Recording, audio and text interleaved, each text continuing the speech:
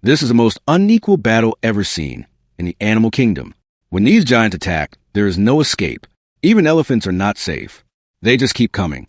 Even if you try to flee, they will chase you down. If you try to hide, they will find you. There's only one way to survive, and that's to join them. This was the first time our little ant colony had ever laid eyes on one of these creatures. He was so big. It almost looked like a monster from a sci-fi movie. The sheer size of its mandibles gave us an idea of how strong it was. The creature opened its huge jaws wide and showed us its sharp teeth. This must have been one of the most terrifying things we had ever experienced. However, we knew that if we didn't do something about it, we would all die. The soldier ants were our only hope. These super stingers were specifically bred by our colony for their enormous size and strength. They were also known as zombie ants because of their ability to control other insects. Normally, they kept everything under control. But what could they do against this giant? We had to find out. As soon as the first soldier saw the predator, he immediately rushed towards it. He tried to scare it away, but when it got closer, he realized it was too late. The beast was enjoying this game. All it did was laugh at him and get ready for action. This made our soldier very angry. So he did the only thing he could, attack. He launched himself at the gigantic creature and stabbed his stinger deep into its body. But it didn't seem to feel anything. The soldier struggled to pull his stinger back out, but it was no use. The giant grabbed him and pulled him apart. Our soldier managed to stab the giant ant one last time before dying. His sacrifice bought us some time. Now the other soldier ants had to take over. One after another, they attacked the giant, but none of them could hurt it. It was like fighting a monster. They were just making it angrier. We needed a new strategy. Unfortunately, we didn't have much time left. The giant was about to crush our colony with its powerful legs. Just when all hope seemed to be lost, the queen appeared. She crawled slowly toward the beast and unleashed her most powerful weapon, her venom. She stung the giant ant on its most sensitive spot, right between its legs. This made it howl in pain. It was time for the final attack.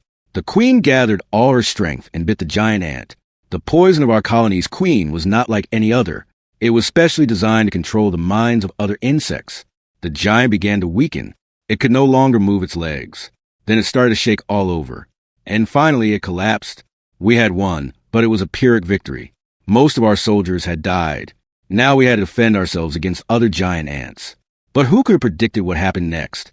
These ants weren't just big. They were aggressive and relentless. Their armor was so hard that our bullets just bounced off it.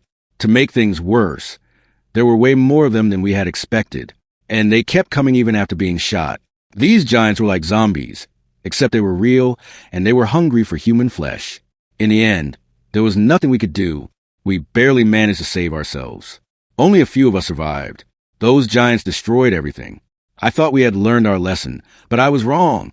There were even bigger and meaner ants out there. When we first saw them, we thought they were just curious. We were wrong. Their leader had already chosen us as prey. These were the dirtiest creatures we had ever seen. Their claws looked like hooks. They grabbed my leg and pulled me down. I struggled to free myself, but it was no use. Luckily, one of our men managed to shoot the creature. It wasn't easy, though, because the bullet just made it angry.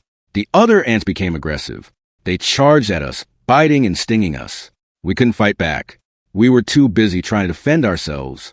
The ground trembled beneath our feet as thousands of ants attacked us. I felt a sharp sting in my arm. Looking down, I saw a tiny ant with a swollen abdomen. It had given me its last warning. I needed to run. I stood up and started to walk away, but it was too late. More ants were blocking my way. There was no escape. I fell to my knees and closed my eyes, waiting for the end. Nothing happened. I opened my eyes and saw a man standing in front of me. He was holding a spear. It was covered in dead ants. He drove them away and carried me to safety. From that day on, he became my hero. Not because he saved me, but because he never gave up. Even when we were surrounded by those giants, he kept fighting. He didn't care if he lived or died. That's why we called him Leonidas. Together, we managed to kill all those ants. But the war was far from over. Soon, we found ourselves face to face with the real nightmare. These creatures were so big. They looked like monsters. Their bites were painful and their stings were deadly. But we didn't give up. We fought back. The ants fell one by one. But then the ground shook again. A giant ant twice the size of the others appeared. It was like it had come straight from hell. Its mandibles looked like metal pincers. Its eyes burned with anger. With one swipe of its leg, It knocked our hero down. Leonidas got up and charged at the giant. He stabbed it with a spear. The creature roared in pain. More ants came to help their leader. They attacked us in swarms, but we were prepared. We had set up traps. One by one, the ants fell into them. Finally, the ground calmed down. The battle was over. For now, we had won. We had killed all the giants. At least we thought we had, because there was one more secret that those ants had. They kept coming back to life. Yes, they were immortal. Every time we killed one, it got up and kept fighting. No matter how many times we stabbed them, it was impossible to stop them. Finally, we decided to take a break. We sat around a fire and watched the giants get up again and again. One of our men came up with a brilliant idea. He said, "Let's see where they go. Maybe we can destroy their base." And that's exactly what we did. We followed the ants to a nearby forest. We found a huge anthill.